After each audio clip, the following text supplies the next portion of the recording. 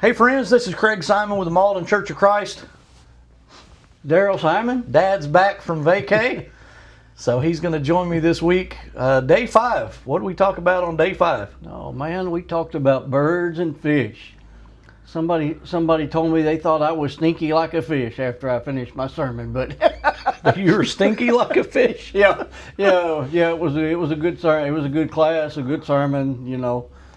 Did it surprise you that some people didn't know the creation song that I've been mentioning in my sermons that the way that I remember what's made on the days of creation is just kind of hummed through real quick the creation song in my head. That kind of surprised me. Right. I had one of the ladies before worship. She just said, just politely, some of us don't know the song Right.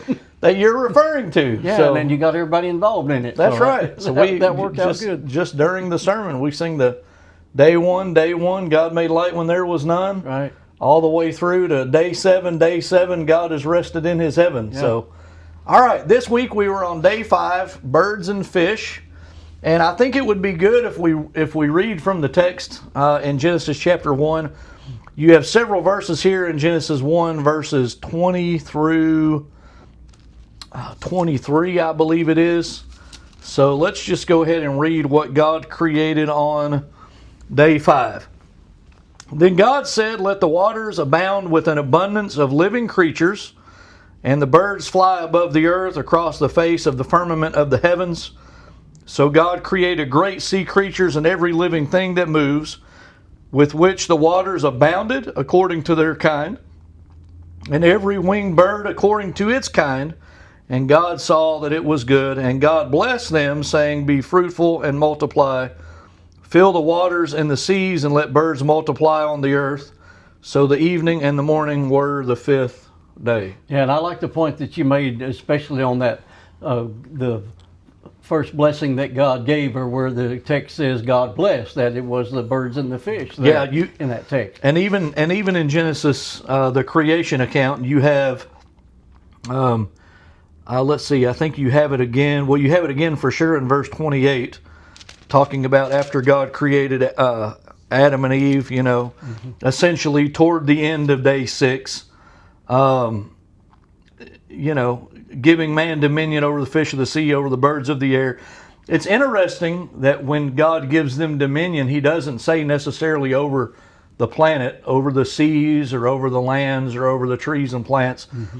But he does say over the fish of the sea, and over the birds of the air, and over every living thing that moves on the earth. Mm-hmm. So that's basically what we're talking about next week, what you're talking about next week. Right. Is the day 6, right? Yeah. So we're going to be looking at some of the wild animals, the beasts, and the land animals and domesticated animals, and then even dinosaurs. So we're going to get into a little discussion about dinosaurs this coming week.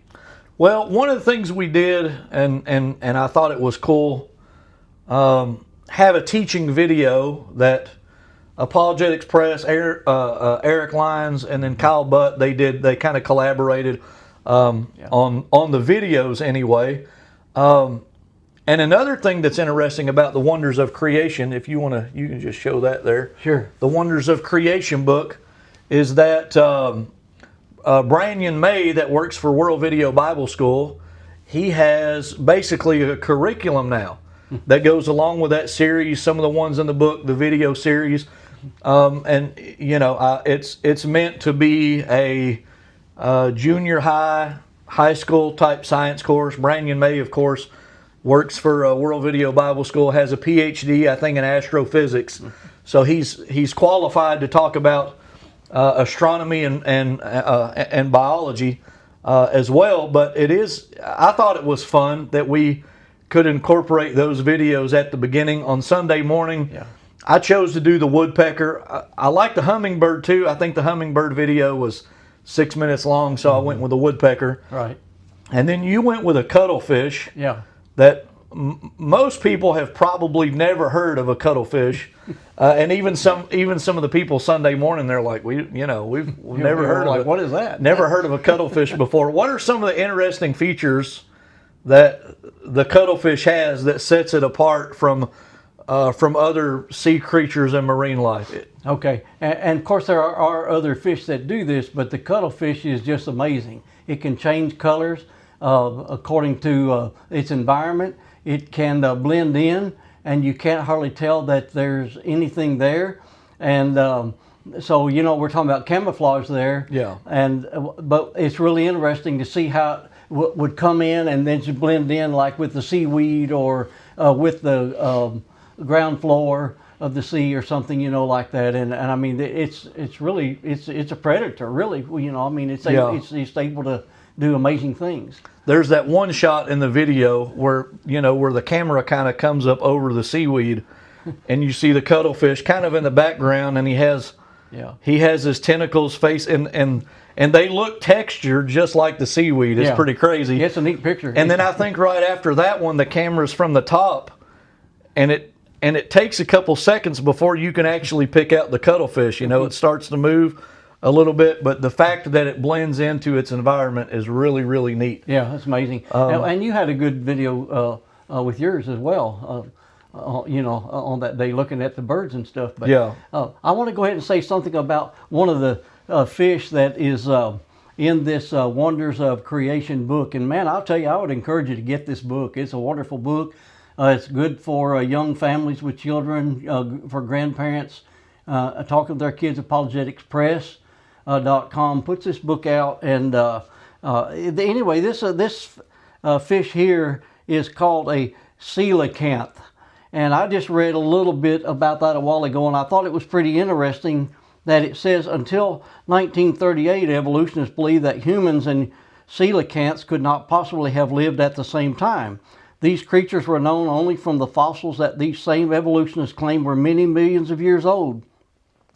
But then on December 24th, 1938, the scientific world was rocked when an unidentified fish 5 feet long and over 100 pounds was brought to shore in South Africa.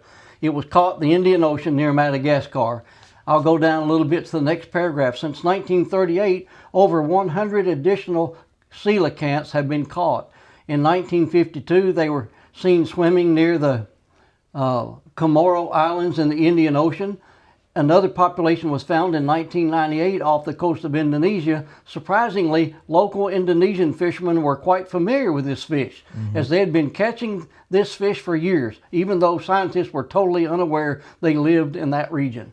So they look back and they say, well, that thing is 65 million years old, and they say, oh no, we know all about that fish. We've been catching it most of our life. The only supposed record that we have of that fish is the fossil. Yeah, that's right. But people in the Indian Ocean, Madagascar, the other place you mentioned was Indonesia, right? Yeah. They knew about this fish, and it's almost laughable to think that scientists on the other side of the globe that are really clueless about what's happening on the other side of the globe, and you get down into the grassroots communities and you talk to the people and you talk to the local fishermen, and they say, no, we've been catching this fish for quite a long time. You know, this is not something that's been extinct.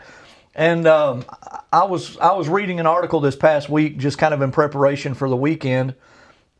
And the article dealt with, I think it was 5 different species of fish that evolutionists have said is extinct, and we only know it from the fossils. And one of them actually kind of looks like this. I mean, it kind of has a similar body shape, a bony skull, and so they look at something like this in a fossil and they say, well, this thing's extinct, and there's no way it could ever live with humans. And they, you know, humans came along, so 3 or 10 or 15, just throw an arbitrary number out there, so and so many million years after the fact, and yet people in the world are catching them, like fishermen and families are familiar with these fish, and it's really interesting to think. I just think about the vastness of the seas, right? Just how vast the seas are. And it's almost an impossibility to say that any sort of ocean dwelling critter or creature is extinct.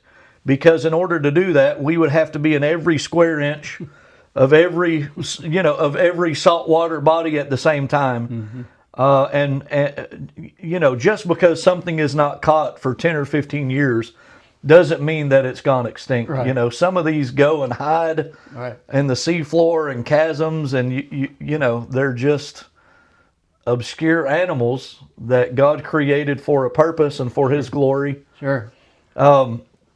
So when we talked about birds, I had some more spiritual lessons that I could bring out about birds. I was really astounded at what Scripture teaches about birds. Some of the lessons that we can learn from the birds. One of them I thought is pretty interesting is that from the text in Jeremiah chapter 8, and then again in the book of Job, you see the idea that birds migrate, right?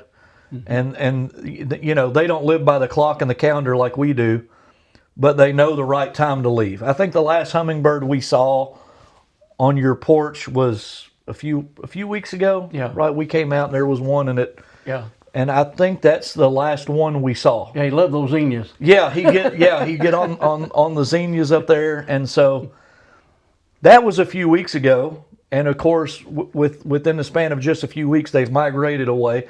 I meant to bring up Sunday. I meant to ask anybody if they've seen snow geese yet, because it's the time in southeast Missouri when the snow geese come back. Right. The last several years, the first place I've seen the snow geese is on 412. In between Kennett and Caruthersville, just out in the flat out there. But I meant to ask people on Sunday, so maybe if you've seen snow geese, comment on the video and just let it you've seen snow geese, where you've seen them, because the winter season and the early spring season gets pretty loud and rowdy. Yeah. With the snow geese. Yeah, especially around where we live, Yeah. They're amazing birds. I just love them. I just love to go out and watch them and listen to them. And well, talking about migration, that's one of the things that migrates. Canadian geese migrate too, but I think they stay in the United States all the year now. Yeah. Year round. Snow geese come to southeast Missouri, to this part of the world, to mate. And so they mate and they raise their young in winter, and then in the early spring they take off and migrate. Migrate north. I don't know a lot about them. I guess they go north to Canada maybe, or. Yeah. And I liked your lesson on the birds. So why don't you share with us a couple of the spiritual lessons that you got from it? I like the way you pick the scriptures out to go. Well, one of the things I talked about is. One of the Psalms uses the idea of birds being solitary creatures. And even David, this is what his adversary said in Psalm 11 and verse 1, mocking him. Well, why don't you flee to the flee to the mountain like a bird? Yeah. Flee as a bird to your mountain. Right. Well, those mountains kept David safe, right? Yeah, absolutely. And so when we think about the solitary nature of the birds that were used, the solitary nature of a pelican, it was a desert owl, and it was a type of Dead Sea sparrow that was used in that particular psalm. And I think one of the lessons we can learn from that is it's okay for us to get away sometimes. And I tried to make the spiritual application that we all need to have. Well, Jesus uses the idea of a prayer closet, doesn't he? Go into your closet, right, and when you shut your door. Yeah. So maybe we use our getaway time for a spiritual purpose. Yeah. For that reason, we didn't really touch the quail Sunday morning. I asked people to guess what's the first bird mentioned. You do read about quail pretty early. I didn't talk about quail. There are some interesting lessons that we can learn from quail. I didn't talk about peacocks. There's some interesting, the Bible talks about their beauty and their plumage. Interesting things we can learn from peacocks. I did talk about the ostrich because Job 39, it says that God created them devoid of wisdom. So my point there was, don't be a stupid bird, right? But that's a biblical idea. Psalm 14 and verse 1, the fool said in his heart, there is no God. And the fool is the person that's devoid of wisdom. Yeah. So, we can laugh about it when we look at the ostrich. The ostrich has eyes the size of billiard balls, but its brain is the size of a walnut. There are many other birds a lot smaller than ostriches that have a bigger brain. And of course there in Job, it's God talking, that the ostrich is created devoid of wisdom. It crushes its own eggs. It leaves its eggs alone, and doesn't realize that a predator is going to come get them. The ostrich treats its young harshly. Is interesting. So we think about some interesting lessons there. Don't be foolish. Don't be stupid like the ostrich, is what I called that. And then the other one where we have some real positive lessons in Scripture is the eagle. And so you can see the eagle here, Isaiah 40:31. They that wait upon the Lord shall renew their strength. They shall mount up with wings as eagles. You have something said like that in Isaiah, basically something like that in Psalms, something said like that in Proverbs as well, right, about mounting up on wings. When God told the children of Israel in Exodus chapter 19 that he took them out of Egypt, he brought them out on eagle's wings, right, demonstrating his care and protection and provision. So that's an interesting analogy, I think. God made some wonderful animals and wonderful creatures of the sea and of the air and the sky. And I think both of those lessons really on Sunday brought out the fact that God provides. God is a provider. Yeah. And God provides for us. God takes care of us. Even now, every good gift and every perfect gift comes down from the Father of lights. Yeah. James chapter 1 and verse 17. So it was a good lesson. I think we had a lot of fun with that. It was a lot of fun. It's not every Sunday that we're getting to show videos and really cool pictures of nature. Probably my favorite picture Sunday was that last penguin I showed in the part where I kind of did my application, my lessons at the end. Yeah. I don't remember exactly what kind of penguin that is, but his eyebrows go back yellow and kind of flare off. I was going to tell you to keep working on your eyebrows. Yeah, I know. But anyway, join us this Sunday. Dad's going to talk about in the AM hour. He's going to deal with day 6 of creation. The beasts, the cattle, the creeping things, dinosaurs, and other big animals that God created on day 6. And then in the PM hour, we're going to ask and answer the question: were there prehistoric men? Right. So were there cavemen that grunted, and Neanderthals and things like that? So what we shared this past Sunday were the videos from Wonders of Creation. And again, you can get that on store.apologeticspress.com. The book's like right at $11, and then add shipping to it. So we don't get any commission from supporting Apologetics Press, obviously, but it is a good resource. Yeah.